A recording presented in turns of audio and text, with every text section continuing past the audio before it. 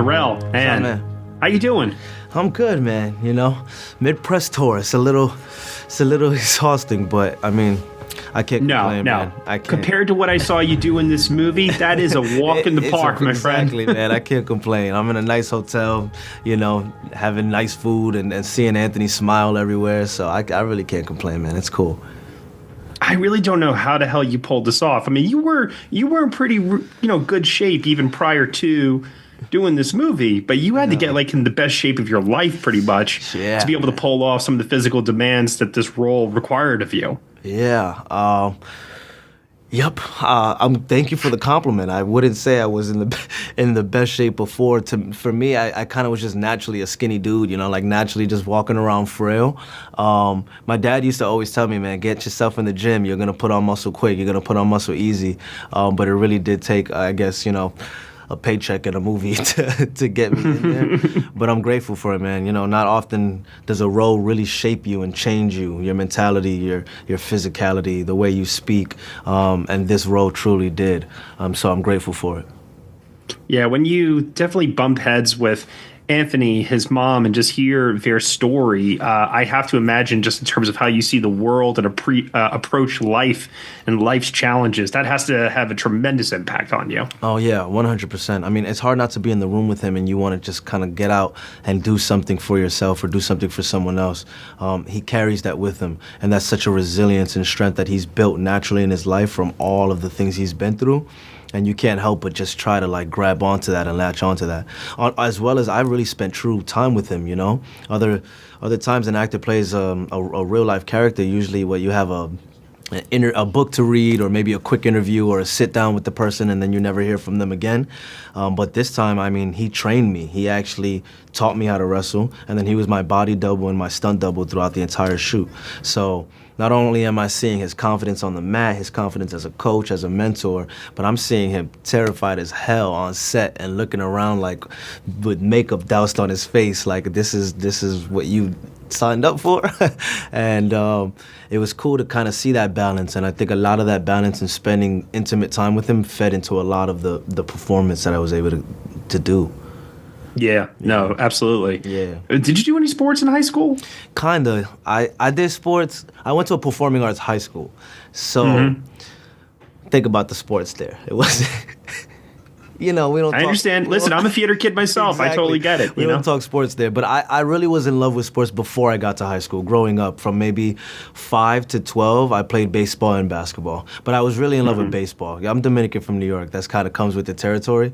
And I loved baseball. That was my first love in terms of sports. And that's where my athleticism came from. But by the time sophomore year high school came around, it was a choice to make. Do I keep playing on this pretty mediocre basketball team, or do I stay try to audition for this next musical, Yeah.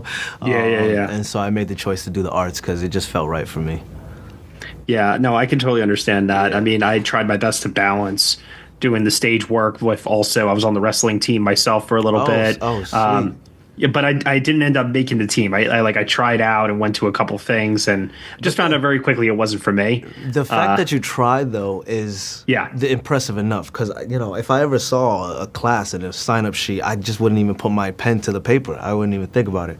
But that's cool. Well, I was in that stage where, you're just trying everything. I did swimming, I did track. Right. And you're just trying to, find your way. And part of the journey of finding your way are the mentors that you have helped guide you along the way. And in this movie, Anthony has two mentors.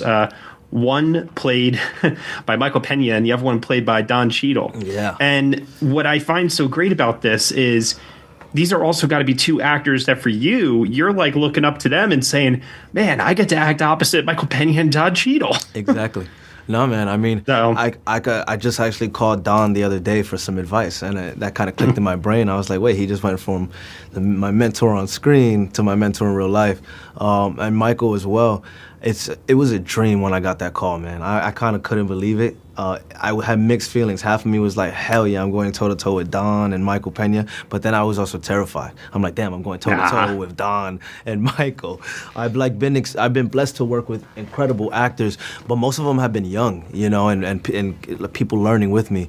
These are learned, these are trained actors, and so I'm glad you said nah. I'm glad you hold me to that sort of standard. But it still comes with that pressure. But that pressure is a good edge. It kind of gives me that edge for a better performance. But yeah, seeing Don do work on set, you're changed as an actor. You know, he can shut the world off in point 0.5 seconds and live in a world as if he's lived in it for his whole life. And it's so impressive, you know. On paper, coach could be very simple, you know. I'm the coach. Yeah. I'm going to give you advice. I'm going to, you know, whatever. Come on, kid, you got it. But that's the last way he, you know, it's almost like he's been a coach, a wrestling coach his entire life when you watch it. And so you learn a lot from things like that. So I'm happy to have been able to work with him and be able to call him a friend. Can you think of a time in your life where you made that significant jump?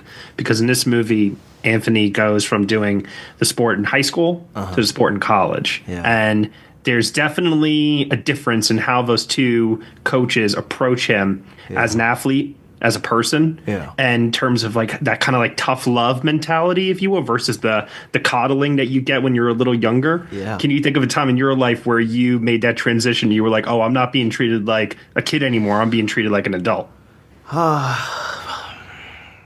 In terms of acting or just in life? Whatever works for you. I guess we'll keep it acting just for the sake of this. It's day one of Moonlight, the day one of on set on Moonlight.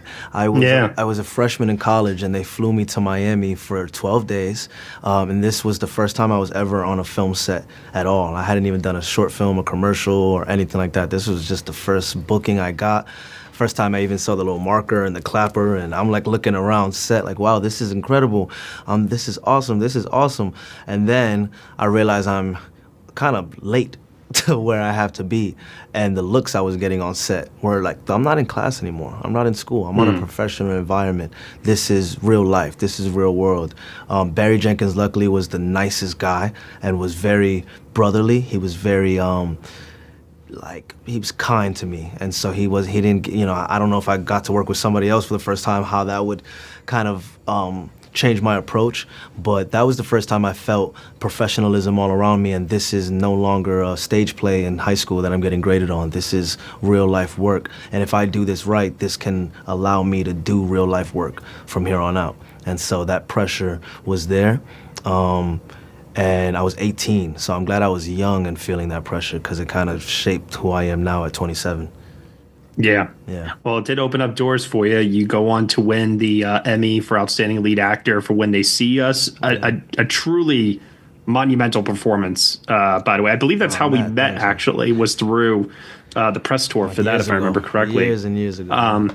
Yeah, but one of the things I remember hearing you say was this role came about right immediately after you won the Emmy. Like, this is like one of those win the Emmy, the phone starts ringing kind of jobs, right? Yeah. This was the first one. This was my first Leonardo DiCaprio moment in my head, where it was given to me. Hey, do you want to do it? And yeah, it came right off the heat of all the Emmy, and we kind of knew it would. And so for me, I was excited for those phone calls, but I was still making sure I was selective and making sure I didn't just run to anything or run to a huge paycheck or run to something that kind of didn't challenge me as much as what I just won the Emmy for, you know? So when I got this call, I felt like it was the universe dropping such a blessing in my lap, because not only do I get to meet Anthony, be inspired by someone like him, but this is an actor's dream role. I mean, you know, you've got all the complexities in it, you've got all the challenges, you've got all the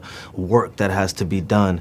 And when you like care about the work, this is like, you're like, yeah, give it to me. And so I was very happy to say yes immediately when I heard about this project. Well, actually, not immediately. I took 20 seconds to think about how much I had to work out. And I was nervous, but then I thought, think about how good you're going to look after. And like, you're going to be in shape for free, man. So I was like, you know, nothing was going to stop me from saying yes. So I'm glad I did. Yeah. Yeah. Now, William Goldenberg, first time he's directed a feature film. Obviously, he's had tons of experience before that working as an editor. Yeah. What kind of a perspective does he bring to it as a first-time director on this that was different than the other directors you've worked with before? You know, I think he has an understanding of the tricks, the editing tricks that he's going to use. He kind of knows. It's hard to explain because I don't know the technical terms, in terms of an editor and a director yet, but he had an understanding of exactly what he wanted to see and how he wanted to transition out of shots. And so he had his angles they were masterfully set up ahead of time. And so by the time we got to set, there was an ease for me as an actor to just get into it without the distraction of the director being like, yo, what's the colors doing? What's this doing? He trusted himself, and the people around him trusted him, Like, no one asked him any questions in terms of where the camera should fall or where it should go or how it should pan, because he's the master at it. And so that technical understanding of his camera allowed him to speak to me, and talk to me and sit with me and work with me. I've worked with directors who don't have that privilege, who are still kind of learning. They're great directors, but there's always something to learn. And so I've seen directors and cinematographers almost go at it, like, hey, this is that way. But it's like, I don't know, is it this way? No, trust me, I know what I'm talking about. But with Billy, there was a lot of trust in him in terms of, that. And then an editor also, we always think about, the editor puts the music in and the cuts and the colors. An editor also picks the best takes and the best performances, and has a say in that, and has a say in what performance is stronger than the other takes. And you could trust a director like that. So as he's watching my performances, maybe it's the third take, and in his head he's like, he's already written it down. Take 3, that's the one. He'll just, you want to do it again for fun? I think you got it. And when you hear Billy say, I think you got it, you can go, all right. Because he said Al Pacino had it in Heat, and said Robert De Niro had it in Heat, so I must have it. You can trust it, So it was fun working with him, That's a pretty cool instinct to have as a director. Maybe all directors should do some editing before they start to direct for the first time. Who knows? That's what I'm saying. I think if you look at the entire production, you can trust the editor the most if it's not the director. Maybe a cinematographer because they can understand things, but again, that post-production I think is the most important part. You can write a great movie, you can direct a great movie and act a great movie, but if the editor put the ending in the beginning and took the middle out and put really loud music over the one important scene, and the director was like, I guess that's right, and the movie comes out, it's not as good of a movie, as an editor who really knows how to tell a story, in the dark editing room. Yeah. I know you're still, relatively young in your acting career, but even just hearing you talk just now about the process of editing and directing, do you have aspirations to want to direct someday? I'm just curious. Yes, I do. I definitely do. Oh, my man. There you go. Man, I do. I don't know.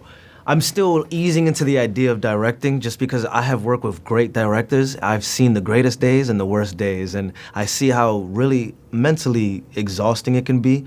And I never wanted to distract me from finding my next role and my character because I'm really in love with acting. But I'm writing, and I love telling stories. I make music on the side. And I realize it isn't just because I love to rap or make music. It's just because I love making stories up and having beginning, middle, ends. So even if one day you go watch a movie and I'm acting in it and it says written by me but directed by a director that I love who maybe joined me, Ava or Barry Jenkins, that would be a dream of mine. And I think that's a flex, It's like I didn't do all the work. I didn't do all the work, but I told the story, But yeah, if I end up 50 years old and want to Clint Eastwood the game, I'll try it out, So, speaking of making music, like you said before, Dominican, living in New York, and you're acting opposite Jennifer Lopez. What's going through your mind when you find out that she's going to be playing your mom in this movie? And both as a fan, and put the professional part aside for a minute. I'll try to. I've been always holding my tongue for the last 2.5 months on these questions. I had to put a lot of feelings aside, man. A lot of feelings aside. It wasn't easy, and I would never say these things around her because she is such a megastar and she's such a popular person, but when you get to know her, that's all stripped away. That's all gone. She's so real. She's so authentic. She's so Bronx. It's not even funny. When we talk, I feel like we're at a cookout and she's just like passing the mangul over to me, and it feels natural. But when I got that comment, I'm like, shit, my hands were shaking, growing up in the Bronx, growing up Dominican, not only me as a man in love growing up, but my sister, my mother, idolize her, and use her as a crutch for belief, and so that turns into something in the brain that is larger than you, so when you find out you're gonna have to strip that and not only work with her in the capacity of, like, I could have done a photo shoot with her or action movie with her, where she plays another character, who she plays a sergeant and I'm like a rookie cop. Our chemistry wouldn't have to have been there, but this is mother-son, and there's not so many films that really dive into this mother-son dynamic the way it is, so we knew that there was a lot of work we had to do. I met her for the first time at her house, so I'm sitting there terrified, waiting like 10 minutes before she comes in, and as soon as she walks in, all the nerves, all the fear just went away. And there was a big smile on her face. I think she called me mijo immediately, or honey, or some nickname that just felt familiar. And the work just started from there. And we just pulled from, naturally our similar backgrounds, and then me being so close to my mom, her being a great mother and close to her kids, the rest was all just natural. Yeah. So as we get to the end here, there's a couple of montages where I'm seeing you go through these physically grueling acts. Obviously, I can't imagine that they were fully shot in one go and let the cameras roll because, man, I don't know how anybody could get through what Anthony has to go through in this movie. Yeah. But what for you would you say was the toughest day on set? It's almost there, but it's not one. The whole experience for me sits in one part of my brain, as everything was so grueling and exhausting, and we pushed through and made it. But if I see the film now and I watch the parts that really make me wince and like remind me, of course, the hiking scene. That trail scene was brutal. We shot that from 4 a.m. to around 8 p.m. That whole sequence was all in one day. 40-degree weather up a real mountain on crutches with a crew of 100 people. As soon as we finish this take, we're going up another 15 feet to do another take, and that wasn't easy, And then the wrestling sequences. There's this really cool shot that is so cool, Billy, nice job, of the glass, the shot, where you see from under, and I'm wrestling on top of the glass. That was so painful, we got, the producers took care of us, and there was always somebody there to make sure that I didn't injure myself, but there were moments where I knew that in order to get this done the right way, I had to just shut up, take the pain just the way Anthony did, And because I've spent time with Anthony, that was easy to do. It's hard not to look at him and not want to just go lift something up, some weight, Yeah. Totally hear you on that, man. Yeah, man. All right. And then as we always end these interviews here, we want to know what you have coming up next. What can we look forward to seeing you in? Something easier this time around. Well, a voice performance in Beyond the Spider-Verse. Yes. I imagine it's got to be an easy job. That's just me and my flip-flops in a room. Yeah, that's a dream. That's my dream project right now. No, man, I do want to get challenged more. I don't know how I can now, and that's the beauty in it. Is when it hits, when I find it, I'll find it, and it'll feel right. But right now, it's a looking process. The writer's strike really, slowed a lot of things down and affected a lot of us actors. So the industry's figuring itself out. So, I'm in that process too. But this is my first time being the lead of a film. This is my first time really leading a film. And not only that, but being surrounded by great actors and a great team. So hopefully this is, it reminds me of the Emmy moment, and I get a few phone calls in the next few weeks, and I start to have some choices to make. Well, Jharrel, thank you so much for your time. You're always generous with me, and I really, really appreciate it, man. You absolutely crushed it in this movie. So my hat's off to you, man. Thanks, Congrats. Man. I appreciate it, man. Thanks for this. This was fun. Good seeing you. Peace, man.